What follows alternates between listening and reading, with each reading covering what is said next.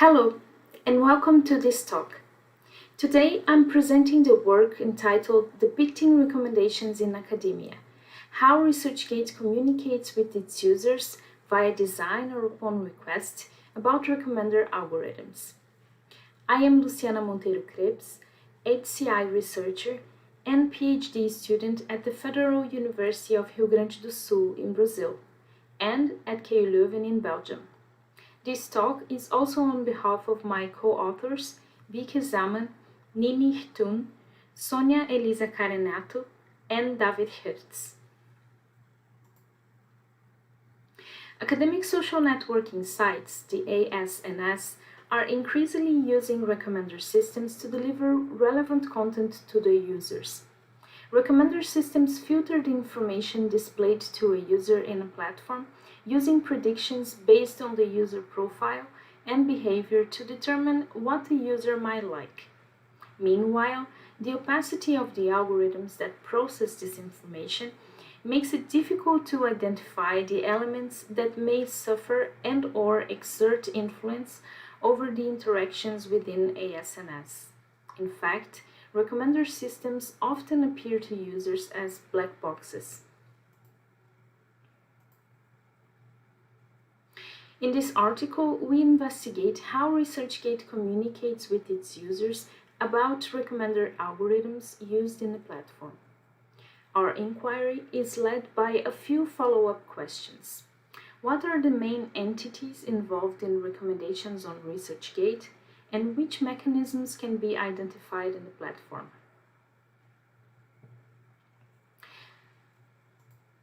We conducted a social-technical analysis of recommendations on ResearchGate in light of the mediation framework from Leuven. The mediation framework contains three elements of infrastructure: the artifacts, practices, and arrangements. The artifacts are the material devices and objects, and the practice are the actions that people engage with. As for the arrangements, they are the patterns of relations and institutional structures. Acknowledging platforms as automated mediators, we account for the interplay and mutual shaping of technological tools, human action, and social-cultural formations. To analyze recommender systems in social online platforms, we also must understand their building blocks. They follow different techniques to process data of users and items according to the logic determined by the company that creates the system. The main techniques to process data on recommender systems are content-based filtering and collaborative filtering. Data given are provided by the user during the interaction. Data traces are the data left behind, mostly unknownly, by online interactions and are captured via data tracking technologies such as cookies and browser history. Derived from data given and data traces, it is possible to predict certain aspects about the users and/or their preferences. Van der Hoef calls this inferred data. To infer the user's preferences, normally systems aggregate the users by their characteristics and past behavior and then label the cluster with a certain profile. This process is called profiling. Due to commercial secrecy, it is normally hard to observe the exact parameters used in such platforms. Researchers, such as Van Dijk, have employed alternatives to understand its logic through systematic analysis of their visible user interfaces and application programming interfaces, the APIs, and sometimes through their open source codes. We use the walkthrough method in two steps: an interface analysis and a company inquiry. With the interface analysis, we inspect the artifact and delved into how the platform communicates with its users via design. With the company inquiry, we expand the analysis to arrangements to understand how ResearchGate communicates upon request regarding recommender algorithms. We performed the interface analysis in two phases. First, we identify all visual evidence of recommendations and found 5 content labels suggested for you, who to follow, jobs you may be interested in, suggested projects, and questions we think you can answer. We identify the entities by analyzing the link to independent pages and the reference to other entities. For example, by clicking in suggested projects, one can see an independent page for a research project with several attributes. The research project is also connected with other entities, the researcher, people who work on that project, and publication, papers derived from that research project. Secondly, we inspected each of the entities in more depth to describe their corresponding visible attributes. The interface analysis resulted in the identification of 6 main entities involved in recommendations: researcher, institution, publication, research project, job, and question. An item container with the user's skills and expertise in the right column of the questions page show how important the keywords are to recommendations. The container shows the sentence, "We use your skills and expertise to show you relevant questions. You can edit your skills and expertise at any time," which is followed by a list of keywords that represent the user's skills and expertise. Contrasting this with information received from the company inquiry, we found interesting results that show the platform is not totally clear with the user in this regard. We will come back to that shortly. For the company inquiry, we made a data access request based on the General Data Protection Regulation, asking the data for the platform of one of the authors that is also a ResearchGate user. We asked for the explanation on how they create the recommendations. After receiving their answer, we compared what was stated in their explanatory text with the data set provided and also the findings from the interface analysis. The answer to our 12-question survey was received after 6 weeks and 3 contact attempts. The dataset contains 7-page explanatory text document, 22 HTML files, and 11 PDF files. Our findings further show that the content on ResearchGate is being recommended based on more than 100 attributes distributed in the following categories: personal data, bibliographical information, information pertaining the user's work, historical data, authors the users follow, the subject matter of articles of the user authored, profiling questions, content in the platform, and scores and stats. This contrasts greatly with their first answer in the first contact with the company, where ResearchGate stated they use metadata such as name of published articles and users' past interaction with the site, obtained partly by cookies to form the recommendations. These are only 2 of the many attributes we could identify on the dataset. The results also show high level of inference in the user profiling. While there were 22 keywords registered by the user as skills and expertise on the interface, the HTML file of the same user presented 67 keywords. This means that only 33% of the keywords used in recommendations were informed by the user. 67% are based on algorithmic inference.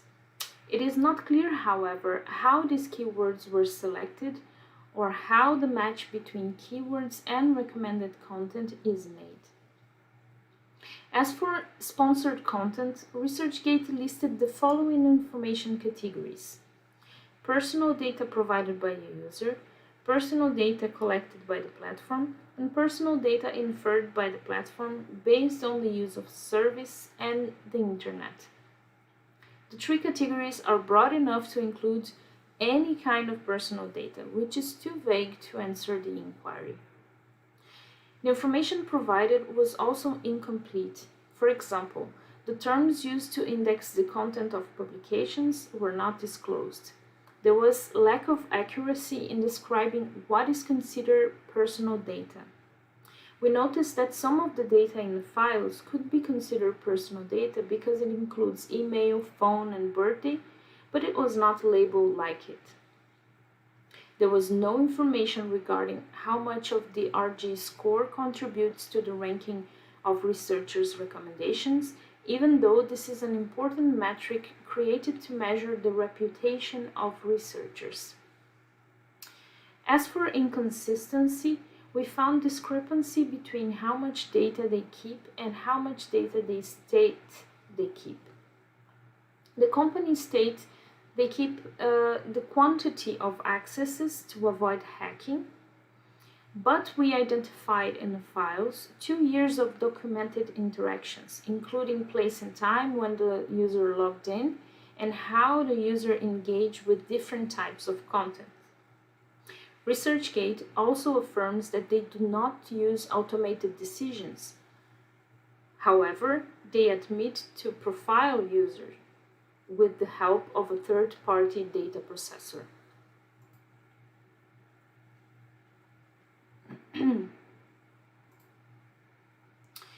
Comparing our findings with previous studies, we observed that most of the users' practices in ASNS are mediated by algorithms, even though this is not always clearly communicated to the user. For example, studies show that ASNS platforms can facilitate scholarly information exchange, which in ResearchGate is possible through the section question. It is clear to the users that the information available in the questions section receives automated curation. However, it is unclear how much inference is happening behind the scenes. Moreover, the sentences on the interface saying that the platform employs the user's skills and expertise to show relevant questions and that the users can edit their skills and expertise at any time can misinform the user. From these sentences, users can be misled to think that they are in control of the mediation by controlling the keywords, for example, when in our study we found that nearly 67% of the keywords in the user profile were inferred and act behind the interface, not being available to manual addition by the user. We could also observe how social arrangements, practices, and artifacts are mutually shaped, as a specific feature on the artifact reflects a social conduct and a certain way of doing that is professionally accepted by the academic community. In the recommendations of job positions, differently from the other entities, the information provided is generic, not disclosing which researchers apply for that specific vacancy or how many. This might be a strategy from the platform to boost employment without jeopardize privacy and inner competition in academia.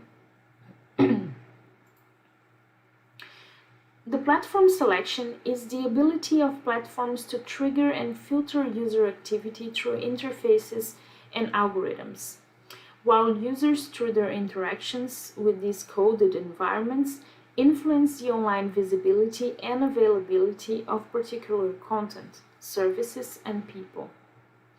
While the users are browsing, they are both actively providing data by data given and data traces, and receiving recommendations that are based on these preferences. The users may provide information about their topic of interest, publications, and what they like to see. However, it is the algorithm that decides how this information will be selected, processed, and weighted, nudging the user to connect with certain items through personalized recommendations. The user can decide what to click on. However, through automated filtering, the universe of choice is narrowed by the recommender algorithm. ASNS are designed in a way that the platform can benefit economically and strategically from the researcher's practices, which is afforded by the artifact. For example, encouraging the practice of sharing the researcher's own work, the platform can then offer the publication free of charge to other users, which might increase the audience of new users. This characterizes the mechanism of commodification that involves platforms transforming online and offline objects, activities, emotions, and ideas into tradable commodities. Prior research has also shown that the collaborative filtering technique is inherently driven by social influence and, as followed by the example pattern, is automated by the algorithm. This may explain why ASNS facilitate trust among users, as they consider the site to be an extension of their professional activities, therefore perceiving the other members as trustworthy. This is aligned with what Van Dijk affirmed about how platforms are influencing human interaction on an individual, community, and larger societal levels. This is happening, and I'm quoting her, while the worlds of online and offline are increasingly interpenetrating. Presenting customized content recommendations can be considered automated decision-making, where recommendations depend on a profile that has been built out of the characteristic of interests of the user. When answering the question on the logic of recommendations, ResearchGate presented inconsistent information. The company denies automated decision-making, even though they admit to work with aggregated personal data, which is normally seen as profiling.